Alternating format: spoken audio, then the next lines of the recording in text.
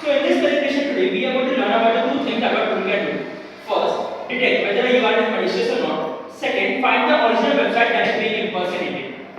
And we are also going to learn about the algorithm that we are going to use to complete this process. We hope that you can use our extension to experience a safe and phishing-free browsing. Thank you. Now Shailesh will continue with the next part.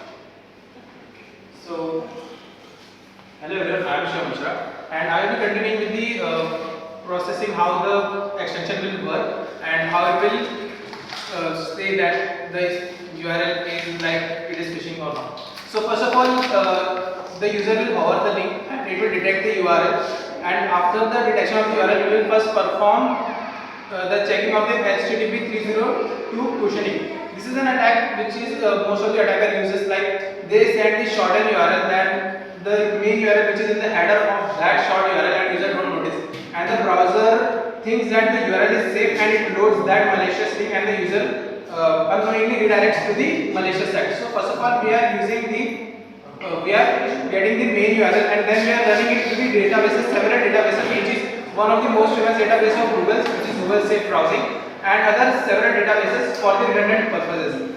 And the third thing is, after the databases, the URL is passed through the databases, the Google will we will start running the redeeming algorithm of the Google to check whether the domain name is, the attacker is trying to impersonate the domain name which is used, and if it is trying to impersonate, then we will find the IP of the URL's domain name and the IP address of the domain name that is generated by using the Google's redeeming algorithm, which will give us the original name of the impersonated URL. So after comparing both the IPs, if the IP did not match, it means that the website is basically impersonating that particular website and it is phished. And after that, we will use the progress bar to tell the user that these many percentages of chances are that the particular website will be malicious or non-malicious. So further slide will be continued by Riya.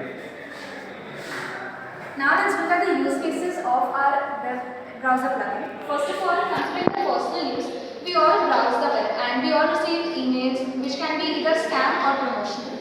Of these emails, the total number of emails which are actually legitimately coming from a proper site, we don't know that.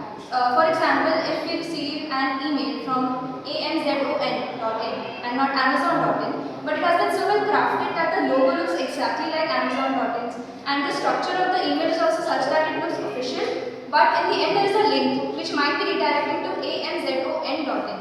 Now this is a little difficult to detect by the normal eye person, but the browser which is using proper identification using the hover will be able to detect the discrepancies.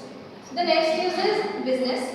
When a person is working in an organization or a company, they receive multiple emails every day. Of these, the ones which are officially sent from a proper domain are unknown.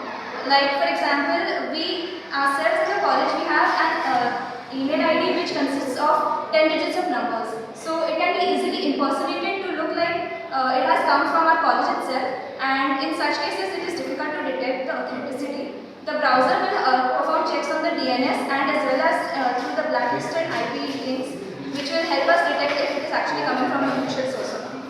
The third use is military. If a person is working at a high post as a military personnel, he might contain very important and secure information about the country's military operations as well as the personnel. If such information is lost, it can have very dire consequences for the country. In this case also the web browser plugin finds use because it will act as a protective layer. Next, let's look at the discrepancies or the dependencies of our web browser plugin. First of all, if the database is not up to date, we are using several databases to check if that particular link is present in the as a phishing website or not. But if that database is not updated on a regular basis, then it will be difficult to detect a new link. Next is the extension is not detecting URLs. If there is some issue with the JavaScript written for the plugin, then the URL is not detected, so the plugin has nothing to work with. Next is the DNS resolver is not functioning. The DNS resolver is used to obtain the IP address associated with the particular URL. So if that is not working, then one of those checks cannot be performed properly.